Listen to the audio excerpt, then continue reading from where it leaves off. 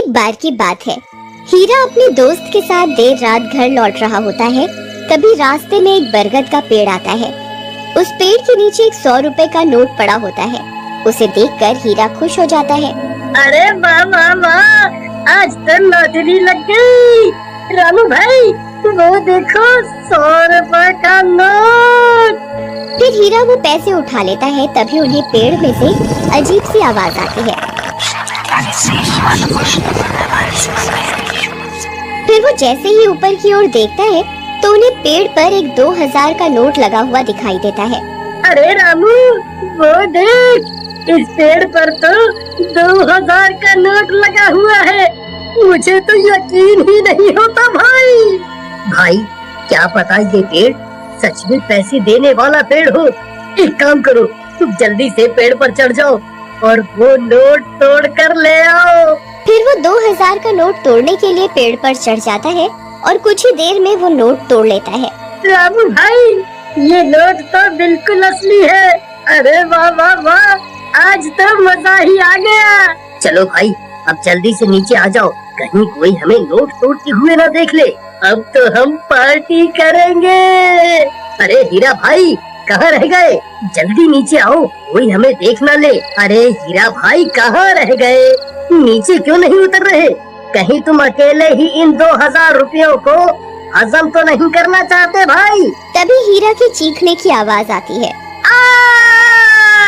अरे क्या हुआ भाई, सब ठीक तो है?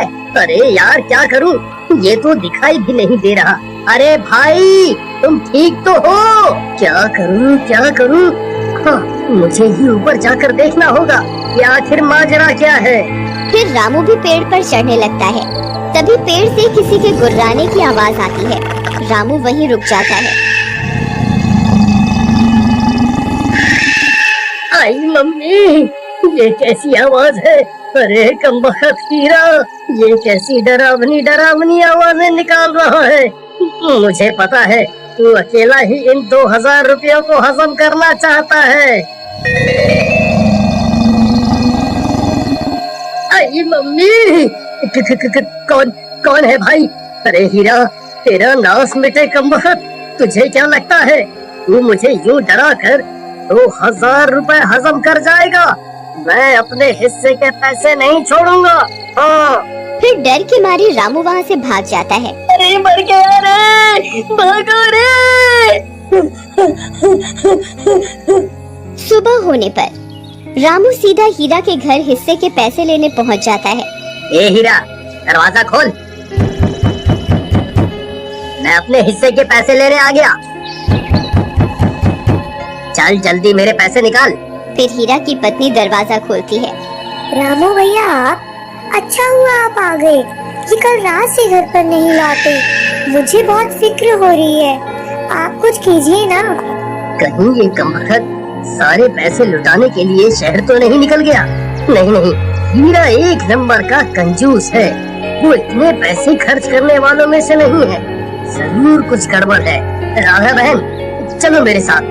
फिर रामू राधा को अपने साथ लेकर उस बरगद के पेड़ के पास पहुंच जाता है। राधा बहन, हम रात को इसी रास्ते से आ रहे थे, तब हमें इस पेड़ पर 2000 रुपए का नोट लगा हुआ दिखाई दिया। उसे तोड़ने के लिए हीरा ऊपर चढ़ा था, लेकिन वापस नहीं आया। तभी कुछ गांव वाले भी वहां पहुंच जाते हैं। फिर रामू सबको पैसों की बात बताता है। अरे भाई हरिया, जरा पेड़ पर चढ़कर तो देख, हीरा भाई वहाँ है या नहीं? फिर हरिया पेड़ पर चढ़ जाता है और बहुत देर ढूंढने पर भी उसे हीरा का कोई नामो निशान नहीं मिलता। भाई यहाँ ऊपर कोई आदमी नहीं है। ये कैसे हो सकता है? हीरा तो नीचे भी नहीं उतरा। फिर हीरा गया तो गया कहाँ? कहीं वो चुड़ैल उसे खा तो नहीं गई जो रात को अजीब सी आवाजें निकाल रही थी? फिर सब गांव वाले वहाँ से चले जाते हैं और राधा रोने लगती है। जी आप कहाँ चले गए जी? अब मैं आपको कहाँ ढूंढूं?